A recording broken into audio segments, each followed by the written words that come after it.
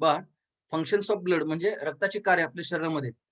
Transport of gases म्हणजे जे काही, जसं सुरुवातीला मी सांगितलं होतं, की आपण श्वसन प्रक्रियेमध्ये जो ऑक्सिजन घेतो, तो ऑक्सिजन हा शरीराच्या सर्व भागापर्यंत पोहोचवण्याचं काम जर कोण करत असेल तर रक्त. म्हणून ट्रान्सपोर्ट ऑफ गॅसेस हे एक महत्त्वाचं फंक्शन आहे. बघा, त्याच्यामध्ये oxygen is carried via blood from lungs to cells in various parts of body and carbon dioxide from tissues to lungs. म्हणजे आपल्या फुफ्फुसापासून ते शरीराच्या सर्व भागातील पेशीपर्यंत, आणि त्याच पद्धतीनं कार्बन डायऑक्साइड जो आहे तो म्हणजे from from tissues to lungs. म्हणून ट्रान्सपोर्ट ऑफ गॅसेस एक महत्त्वाचं फंक्शन आहे ब्लडचं. त्यानंतर ट्रान्सपोर्ट ऑफ न्यूट्रिएंट्स, ऑक्सिजन बरोबरच आपण जे काही अन्न खाल्लेलं असतं, त्या अन्नाचं पचन झाल्यानंतर त्याचे जे काही पोषक घटक आहेत, ते पोषक घटक सुद्धा रक्तामार्फतच शरीराच्या सर्व भागापर्यंत पोहोचवले जातात. पहा, simple nutrients like glucose, amino acids, fatty acids are taken up by blood from wall of alimentary canal and transported up to each cell in the body. बघा, ट्रान्सपोर्ट ऑफ न्यूट्रिएंट्स म्हणजे पोषक घटकांचं एका ठिकाणून दुसऱ्या ठिकाणी ट्रान्सपोर्ट करण्याचं काम सुद्धा रक्तच करतं. त्याच्यामध्ये कुठले कुठले घटक येतात बघा.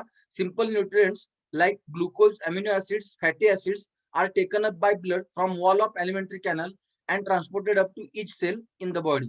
त्यानंतर तिसरं आहे ट्रान्सपोर्ट ऑफ वेस्ट मटेरियल, म्हणजे शरीरामध्ये तयार झालेले जे वेस्ट मटेरियल ते सुद्धा रक्तामार्फतच उत्सर्जन संस्थेपर्यंत पोहोचवायचं काम केलं जातं. ह्याच्यामध्ये कुठले येतात मग? Nitrogenous wastes like ammonia, urea, creatinine. त्यानंतर are released by tissues into blood which carries those of kidneys for excretion. म्हणजे आपल्या उत्सर्जन संस्थेमध्ये असणारे किडनीपर्यंत पोहोचवायचं काम रक्तच करते. Transport of waste materials. त्यानंतर प्रोटेक्शन. बा, antibodies are produced in the blood and they are protect the body from microbes and other harmful particles. म्हणजे शरीराला संरक्षण द्यायचं काम करतं. कशापासून? की ज्याच्यामध्ये antibodies antibodies are produced in the blood and they protect the body from microbes and other harmful particles. पाचवा आहे transport of enzymes and hormones.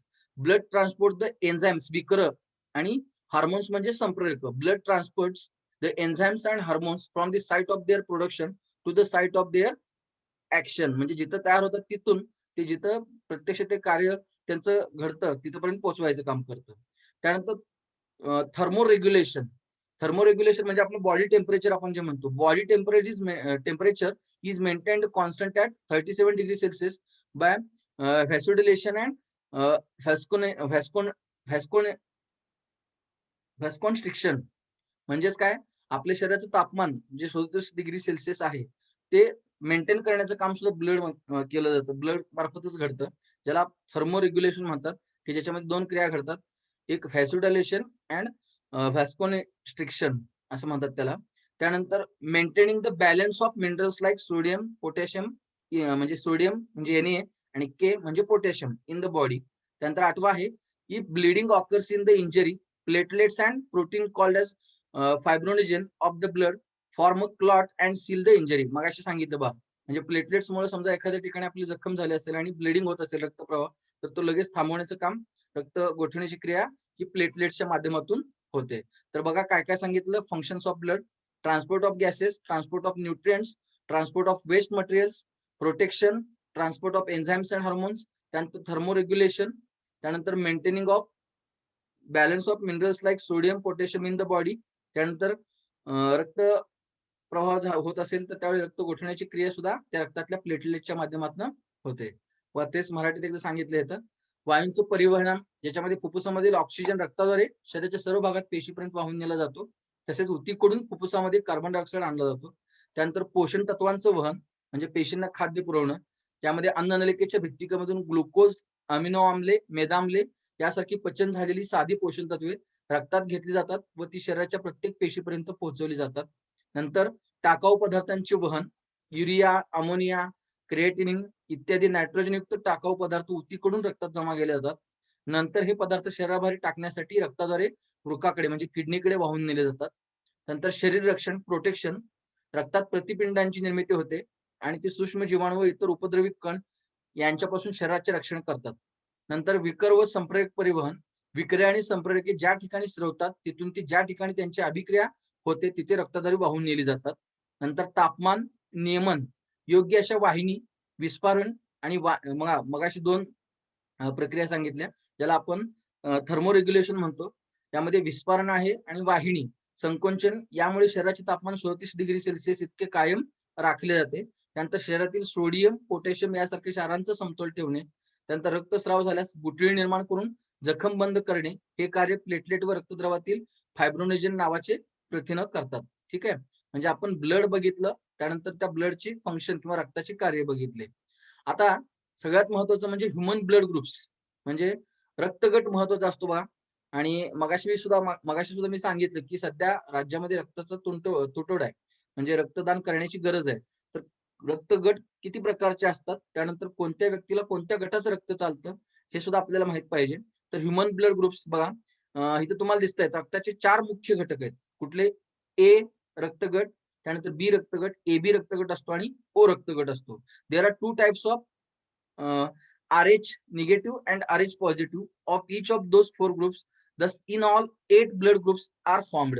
म्हणजे काय, आता इथे एकूण तुम्हाला 4 रक्तगट दिसत आहेत, ए बी, ए बी आणि ओ. परंतु ह्या 4चे परत उपप्रकार कसे ठरवले जातात? एक RH निगेटिव्ह असतो आणि दुसरा RH पॉझिटिव्ह. म्हणजे काय, समजा ए रक्तगट आहे तर ए रक्तगट 2 प्रकारचा असू शकतो. कसं? ए RH पॉझिटिव्ह आणि ए RH निगेटिव्ह असू शकतं. तसं एकूण मग किती होणार सांगा? बीचं सुद्धा कसं येणार? बी RH positive, B RH negative. बरोबर आहे? राजश्री सांग बरं पुढे कसं असणार आता एबी आणि ओ चं? राजश्री आवाज येतोय का?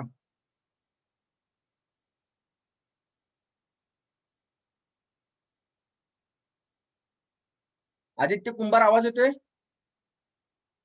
हॅलो हॅलो, हो. मग सांग बरं, हे 4 रक्तगट आहेत, कुठले रक्तगट आहेत 4 सांग आपले महत्वाचे?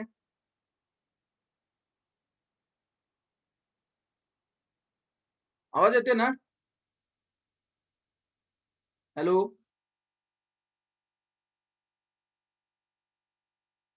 प्रतीक्षा आवाज येतोय का? हो.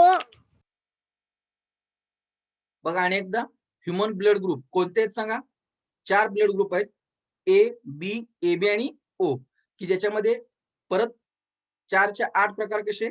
ए RH positive, A RH negative, B RH positive, B RH negative, A B RH positive, A B RH negative, O positive आणि ओ निगेटिव्ह. त्यानंतर युनिव्हर्सल डोनर आणि युनिव्हर्सल ऍक्सेप्टर कसं ठरवायचं इथे तुम्हाला दिलेले आहेत. Donor O A B A B, इकडे ऍक्सेप्टर आहेत किंवा रिसिपंट आहेत. तर जो ओ हा रक्तगट आहे त्याला युनिव्हर्सल डोनर म्हणतात, कारण का ओ रक्तगट असणाऱ्या व्यक्तीचं रक्त सर्वांना चालतं. ओ ला चालतं, ए ला चालतं, बी ला चालतं आणि ए बी ला चालतं.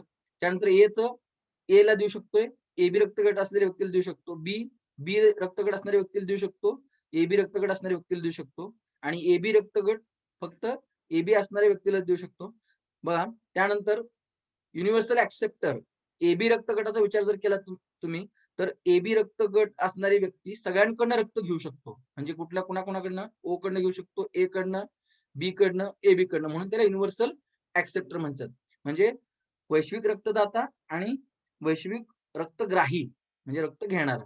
ठीक आहे, तर इथपर्यंत तुम्हाला समजलं असेल ह्युमन ब्लड ग्रुप्स, त्याचे 4 आपण प्रकार बघितले. काय अडचण आहे तुम्हाला? नाही. ठीक आहे, त्यानंतर पुढच्या तासाला आपण ब्लड प्रेशर म्हणजे रक्तदाब म्हणजे काय ते आपण पुढच्या तासाला बघूया.